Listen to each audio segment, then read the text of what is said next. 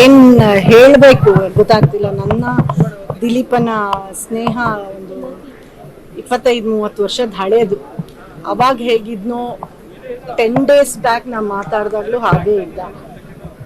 ಒಂದೇನು ಅಂದರೆ ಅವ್ನ ಪ್ರಾಜೆಕ್ಟ್ಸಲ್ಲಿ ನಾವು ವರ್ಕ್ ಮಾಡೋಕ್ಕಾಗಲಿಲ್ಲ. ಮೊನ್ನೆ 15 ದಿನಕ್ಕೆ ಮುಂಚೆ ಫೋನ್ ಮಾಡಿದಾಗ ನಾವು ಬೇರೆ ಊರಲ್ಲಿದ್ದೆ, ಒಂದು ಗೆಸ್ಟ್ ಅಪಿಯರೆನ್ಸ್ ಇದೆ ಬನ್ನಿ ಇಂದ. ಆವಾಗಲೂ ಹೋಗೋಕ್ಕಾಗಲಿಲ್ಲ. ಊರಿಗೆ ಬಂದಮೇಲೆ ನಾನೇ ಹೇಳಿದೆ, ಸಾರಿ ಕಣೋ, ನೆಕ್ಸ್ಟ್ ಪ್ರಾಜೆಕ್ಟ್ ನೀ ಕರೆಯೋಕ್ಕೆ ಮುಂಚೆ ಸೆಟ್ಟಲ್ಲಿ ಇರ್ತೀನಿ ಹಿಂದೆ. ಆದರೆ ಇಂಥ ಸ್ಥಿತಿಲಿ ಅವನನ್ನು ನೋಡ್ತೀನಿ ಅಂತ ಖಂಡಿತ ನಾನು ಅಂದ್ಕೊಂಡಿರಲಿಲ್ಲ.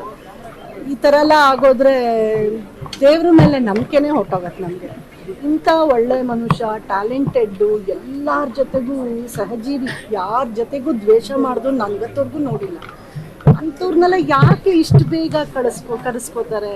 ಏಜ್ ಆಯಿತು, ಅವ್ನು ಇನ್ನೂ ಇದ್ದು ನಮ್ಮ ಇಂಡಸ್ಟ್ರಿನ ಬೆಳೆಸ್ಬೇಕಾಗಿತ್ತು. ಇಂಥವ್ರು ಬೇಕು, ಶಂಕರ್ ನಾಗು ಇಂಥವ್ರೆಲ್ಲ ಬೇಕು ನಮಗೆ. ಅಂಥ ಟೈಮಲ್ಲಿ ಕರ್ಸ್ಕೊಂಡಿದ್ದು ಭಾಳ ಬೇಜಾರಾಗುತ್ತೆ ನನಗೆ. ದಿಲೀಪನ್ ನೋಡೋಕ್ಕೂ ಆಗಲಿಲ್ಲ, ಅಷ್ಟು ದುಃಖ ಆಗುತ್ತೆ. ವಿದ್ಯಾ ಅವ್ರಿಗೆ ಧೈರ್ಯ ಕೊಡಿ, ಆ ಮಕ್ಳಿಗೆ ಧೈರ್ಯ ತಗೊಳ್ಳಿ. ನಾವು ಏನೇ ಟ್ಯೂನ್ ಹೇಳಿದ್ರು ದಿಲೀಪನ್ ಜಾಗ ನಾವು ತುಂಬಕ್ಕಾಗಲ್ಲ. ಅಷ್ಟೇ ನಾನು ಕೇಳ್ಕೊಳ್ಳೋದು ಅವ್ರಿಗೆ, ಅವನ ದಿಲೀಪನ ಆತ್ಮಕ್ಕೆ ಶಾಂತಿ ಸಿಗಲಿ.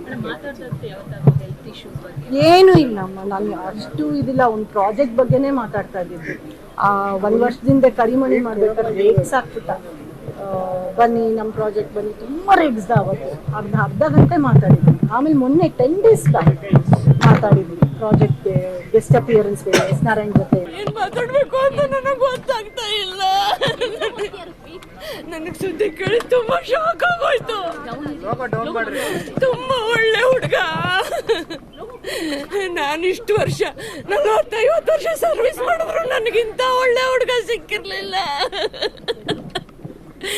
ಎಲ್ಲ ಕ್ಷೇತ್ರದಲ್ಲೂ ಒಳ್ಳೆ ಹೆಸರು ತಗೊಂಡಿದ್ದ ಒಳ್ಳೆ ಹುಡುಗ. ಅಪ್ಪ, ಇಷ್ಟು ಬೇಗ ದೇವ್ರು ಯಾಕೆ ಅವನಿಗೆ ಕರ್ಕೊಂಡ ಅಂತ ನನಗೆ ತುಂಬಾ ದುಃಖ ಆಗ್ತಾ ಇದೆ.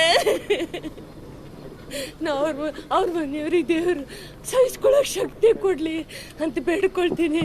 ನನ್ನ ಅಪ್ಪಂಗೆ ಮುಕ್ತಿ, ಶಾಂತಿ ಎಲ್ಲ ದೊರಕಲಿ.